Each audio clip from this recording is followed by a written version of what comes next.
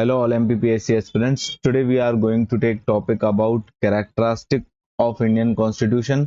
आज जो हम पढ़ने वाले हैं विशेषताएं भारत के संविधान की, भारतीय संविधान की विशेषताएं पढ़ने वाले हैं।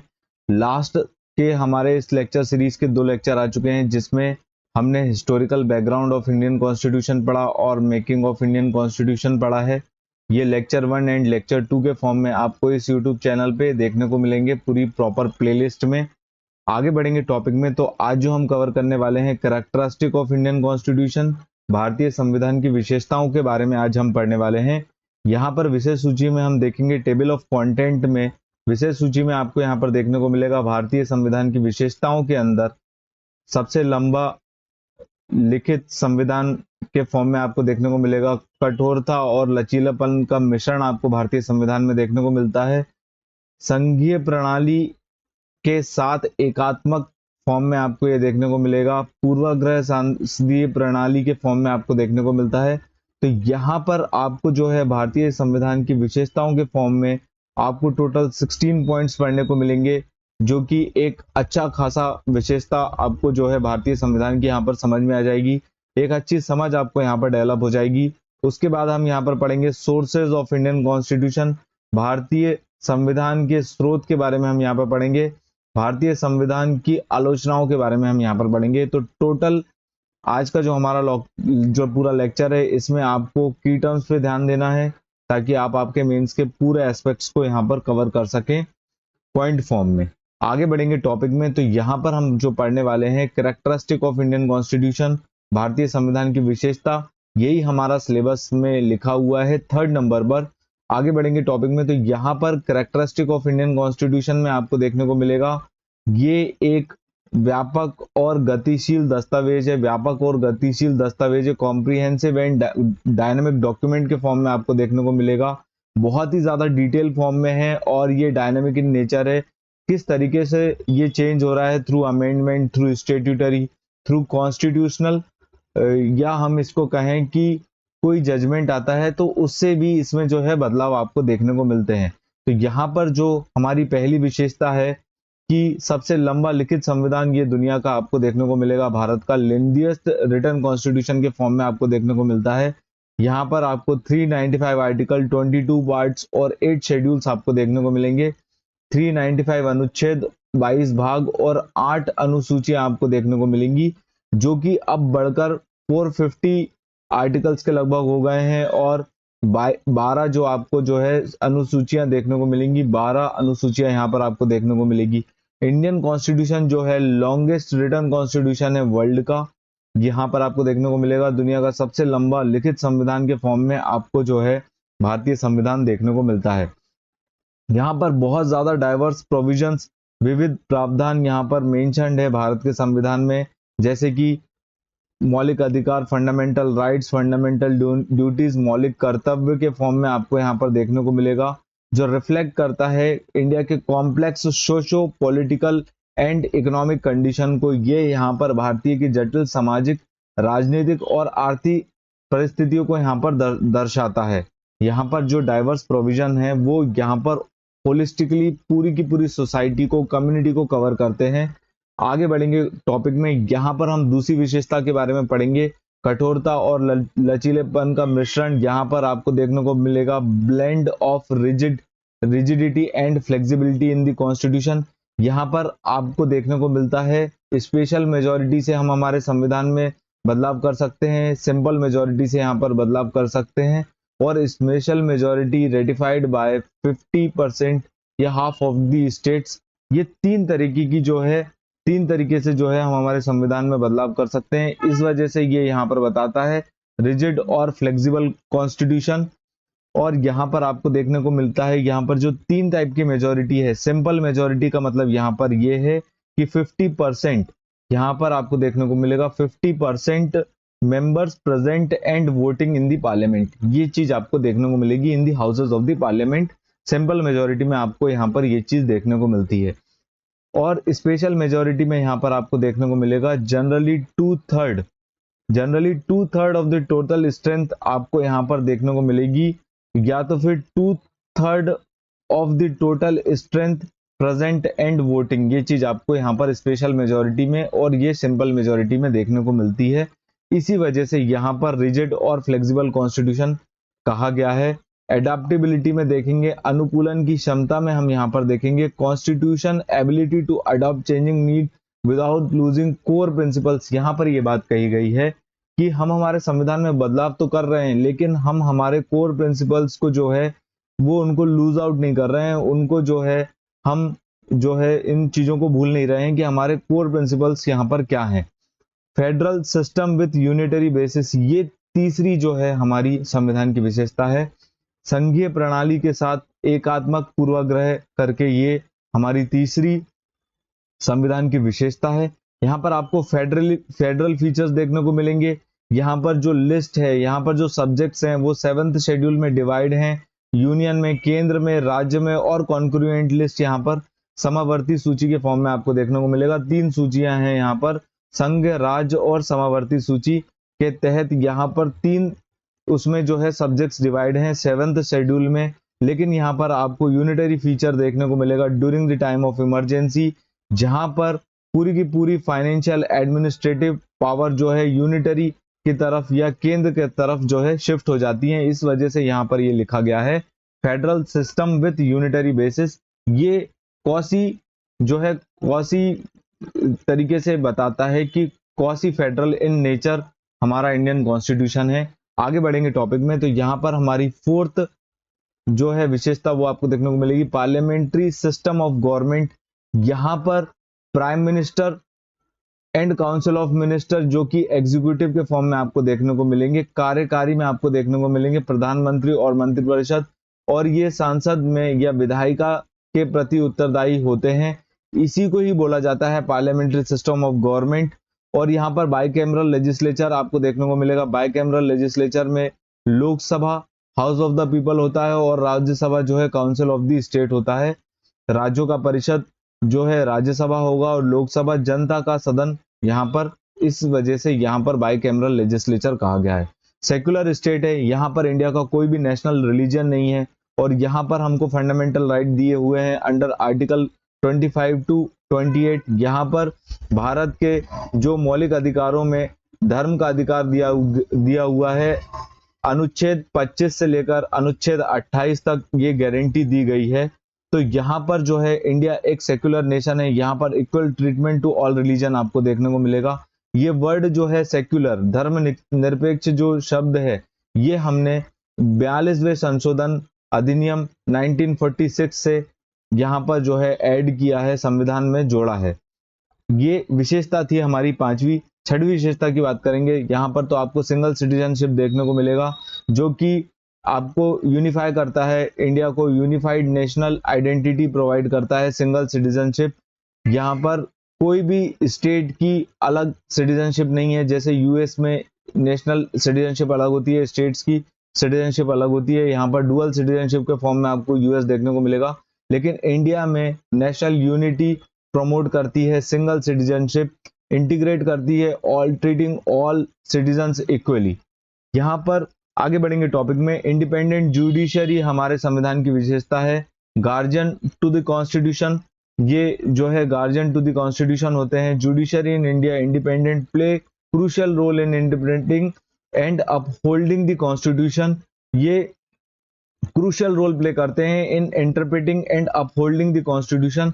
एपेक्स बॉडी है, एपेक्स फॉर्म में आपको यहाँ पर जो है सुप्रीम कोर्ट देखने को मिलता है, जो कि हमारे संविधान की विशेषता है। और जुडिशियल इंडिपेंडेंस के फॉर्म में आपको यहाँ पर देखने को मिलेगा कि इनका जजेस का जो है फिक्स्ड टेन्योर है, फिक्स्ड सैलरी है, और इनका जो है कॉम्प्लेक्स रिमूवल प्रोसेस यहाँ पर है, जिस वजह से जुडिशियल इंडिपेंडेंस या न्यायपालिका की स्वतंत्रता हमको देखने को मिलती है। आगे बढ़ेंगे टॉपिक में, तो यहाँ पर हमको देखने को मिलते हैं मौलिक अधिकार, फंडामेंटल राइट्स। फंडामेंटल राइट्स को यहाँ पर गारंटी किया गया है कॉन्स्टिट्यूशन में। राइट टू इक्वेलिटी के फॉर्म में, right to freedom, right against exploitation, freedom to religion, और यहाँ पर फ्रीडम ऑफ रिलीजन के फॉर्म में देखने को मिलेगा। कल्चरल एंड एजुकेशनल राइट्स के फॉर्म में, राइट्स टू कॉन्स्टिट्यूशनल रेमेडीज के फॉर्म में यहाँ पर हमको जो है हमारे मौलिक अधिकार दिखते हैं। यहाँ पर आपको हिंदी में देखने को मिलता है समानता का अधिकार, स्वतंत्रता का अधिकार, शोषण के खिलाफ अधिकार, धर्म की स्वतंत्रता का अधिकार, सांस्कृतिक और शैक्षिक अधिकार के फॉर्म में आपको जो है मौलिक अधिकार देखने को मिलते हैं। इनका लिमिटेशन भी है, कुछ सीमाएं भी यहाँ पर आपको देखने को मिलती है। जैसे आर्मी पर्सनल्स का आपको फंडामेंटल राइट्स जो है नहीं देखने को मिलेगा, पुलिस पर्सन्स के आपको यहाँ पर देखने को नहीं मिलते हैं फंडामेंटल राइट्स। जैसे कि कोई रिस्ट्रिक्टेड एरिया है तो वहां हमें जाने नहीं दिया जाता है, तो ये कुछ लिमिटेशन है। जैसे राइट टू इक्वलिटी का लिमिटेशन है, जो है रिजर्वेशन प्रोवाइड किए जा रहे हैं। जो हमारी 9th जो है कैरेक्टरिस्टिक है कॉन्स्टिट्यूशन की विशेषता है, वो है directive principle of state policy. यहाँ पर राजनीति के निदेशक जो सिद्धांत है यहाँ पर ये आपको देखने को मिलते हैं। ये नॉन जस्टिशिएबल इन नेचर है और ये प्रोवाइड करते हैं एक वेलफेयर स्टेट। ये डायरेक्शन प्रोवाइड करते हैं गवर्नमेंट को कि उनको किन चीजों को लेकर पॉलिसी बनानी है। सोशो और इकोनॉमिक डेमोक्रेसी को ये आगे बढ़ाते हैं। यहाँ पर ये नॉन जस्टिसिएबल इन नेचर आपको देखने को मिलेंगे। यहाँ पर ये जो है ये आपको नॉन जस्टिसिएबल के फॉर्म में देखने को मिलते हैं। और ये यहाँ पर इन सिद्धांतों का उद्देश्य एक कल्याणकारी राज्य की स्थापना करना और नागरिकों के जीवन में स्थितियों में सुधार के लिए राज्य को नीतियां बनाने के निर्देश प्रदान करने के लिए जो है हमारे ये नीति निर्देशक तत्व आपको देखने को मिलते हैं directive principle of state policy के फॉर्म में। आगे बढ़ेंगे टॉपिक में, तो यहाँ पर आपको देखने को मिलता है fundamental duties.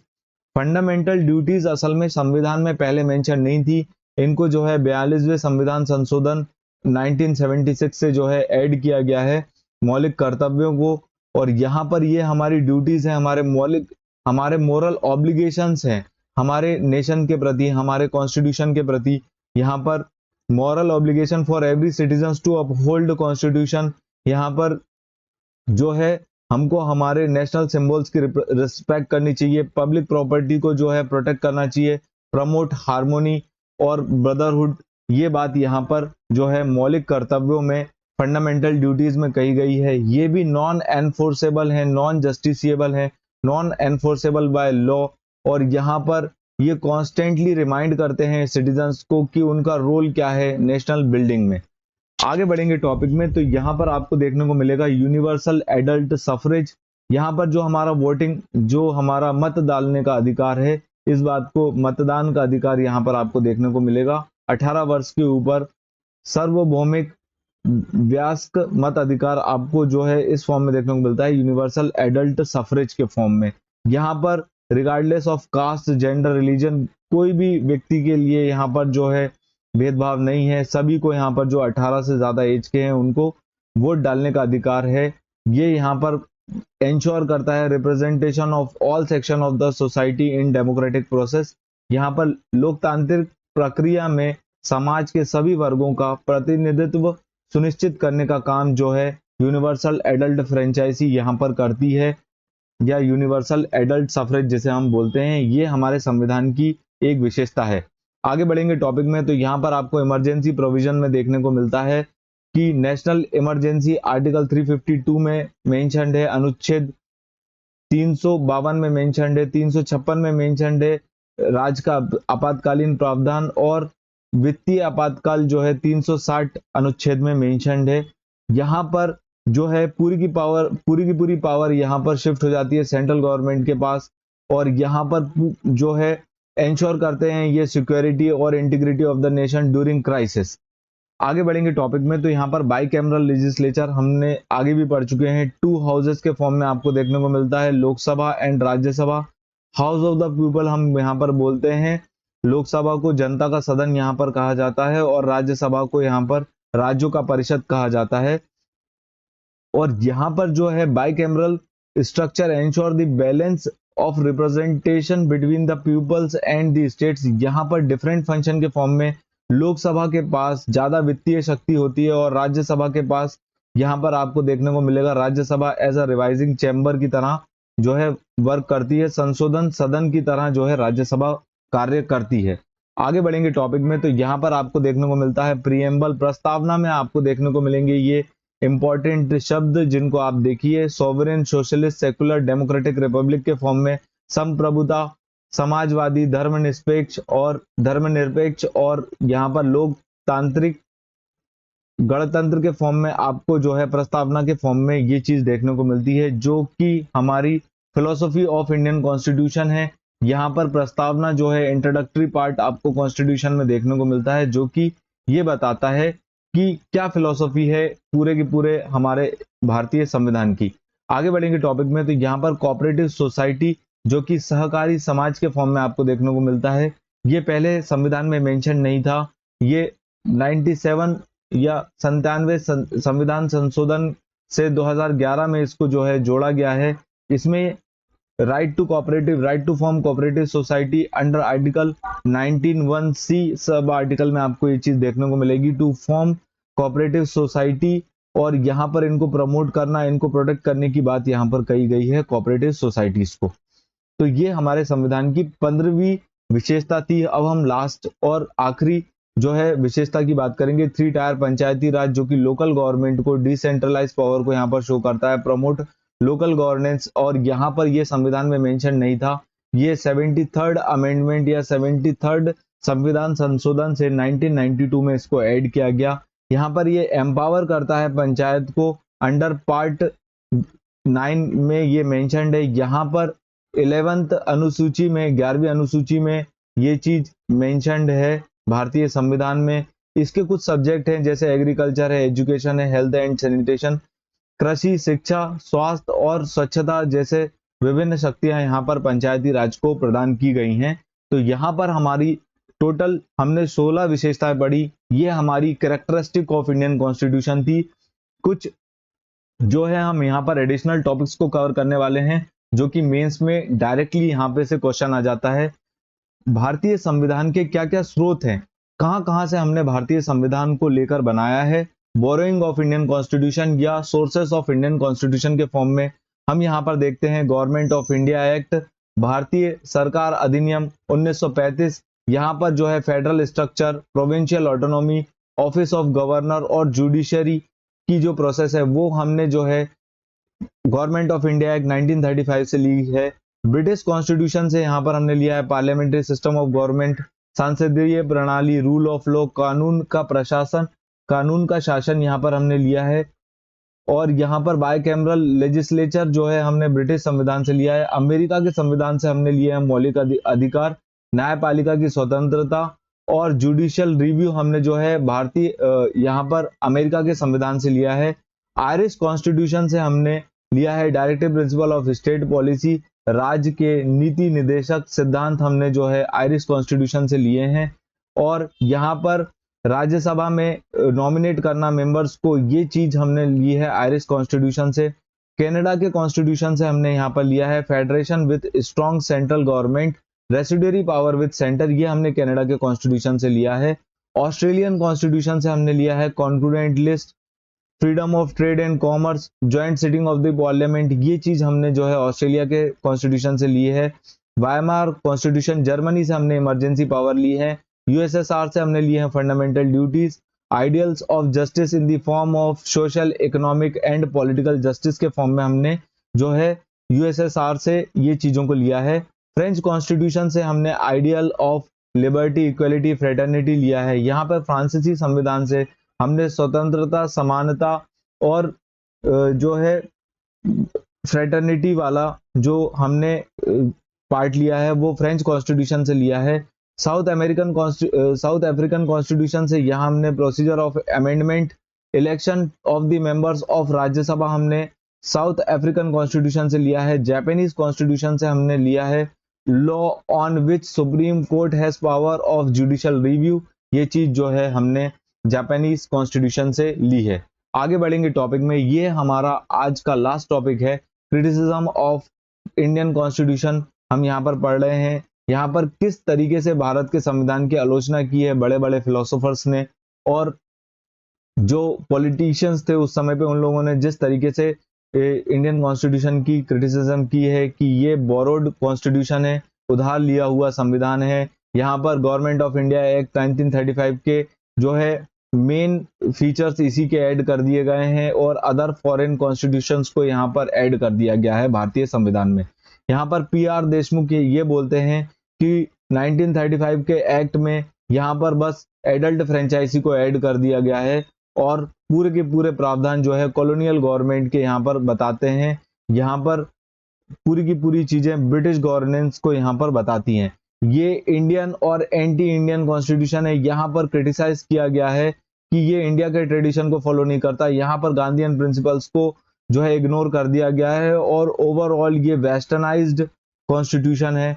Size and complexity की बात करेंगे तो बहुत ही लंबा, बहुत ही बल्कि कॉन्स्टिट्यूशन है ये। और ये पैराडाइज ऑफ लॉयर्स, यहाँ पर ये बात कही है, वकीलों के लिए स्वर्ग माना गया है भारतीय संविधान को क्रिटिसिज्म में। टाइम सेंसिटिव इशू, यहाँ पर ये बात कही गई है कि frequent amendment to stay relevant, यहाँ पर बहुत ज्यादा अमेंडमेंट की जरूरत पड़ती है जो कि बार बार संशोधन की आवश्यकता होती है। इस तरीके से जो है भारतीय संविधान को यहाँ पर क्रिटिसाइज किया गया है। हम यहाँ पर ये चीजें इसलिए पढ़ रहे हैं क्योंकि ये सारी चीजें एज इट इज मेंस में लिखने को आ जाती है। आप हमारे YouTube चैनल को सब्सक्राइब कर सकते हैं। अगर आपको हमारा कंटेंट पसंद आता है तो आप इसको प्लीज लाइक कीजिए और हमारे चैनल को सब्सक्राइब कीजिए। Thanks for watching, please subscribe our channel. Thank you.